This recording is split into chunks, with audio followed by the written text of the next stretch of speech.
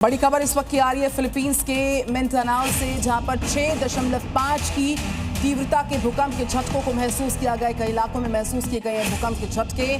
फिलहाल किसी बड़े जान माल के नुकसान की खबरें नहीं मिल रही हैं, लेकिन 6.5 के भूकंप के झटकों को फिलीपींस के मिंडानाओ में महसूस किया गया है। अमेरिका के टेक्सास में लगातार तूफान के चलते भारी बरसात हो रही है और इससे कई इलाकों में बाढ़ जैसे हालात हैं, जबकि आने वाले दिनों में 1 फुट बरसात की संभावना दर्ज हो रही है।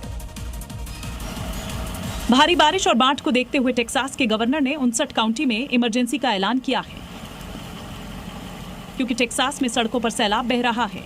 गाड़ियों को जलजमाव के बीच सफर करना पड़ रहा है, जिससे हादसों का खतरा बढ़ता जा रहा है।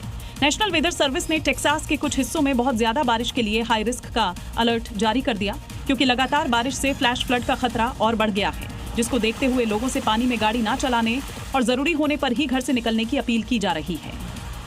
बड़ी खबर, हॉर्मुज को लेकर ट्रंप ने फैसला बदल लिया है। जहाजों पर 20% टोल लगाने का जो फैसला था वो वापस लिया गया। मिडिल ईस्ट के नेताओं के साथ बातचीत के बाद इस फैसले को बदला गया, कहना ट्रंप का। खाड़ी देशों से होने वाले नए व्यापार और निवेश समझौतों से अमेरिका में बड़े पैमाने पर निवेश आएगा, ये कहना ट्रंप का। तो डोनाल्ड ट्रंप की तरफ से फैसला बदल दिया गया। अमेरिका ने हॉर्मुज को फ्री करने के लिए एक बार फिर से ईरान की नाकेबंदी शुरू कर दी है, लेकिन उससे पहले अमेरिकी सेना ने ईरान के सैन्य ठिकानों पर ताबड़तोड़ बमबाजी की। अमेरिकी सेंट्रल कमांड ने बताया कि पिछले 3 दिनों में ईरान के 300 से ज्यादा ठिकानों पर हमले किए गए और फिलहाल ईरान को घेरने के लिए 20 से अधिक वॉरशिप्स और सैकड़ों फाइटर जेट्स मिडिल ईस्ट में तैनात हैं, क्योंकि अमेरिका किसी भी कीमत पर हॉर्मुज को ईरान से फ्री करना चाहता है।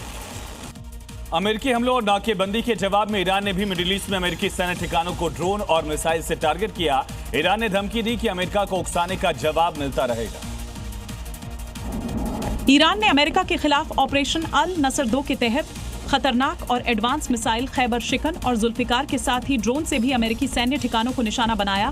कतर, कुवैत, जॉर्डन और बहरीन में ईरान ने अमेरिकी बेस को मैसिव अटैक किए।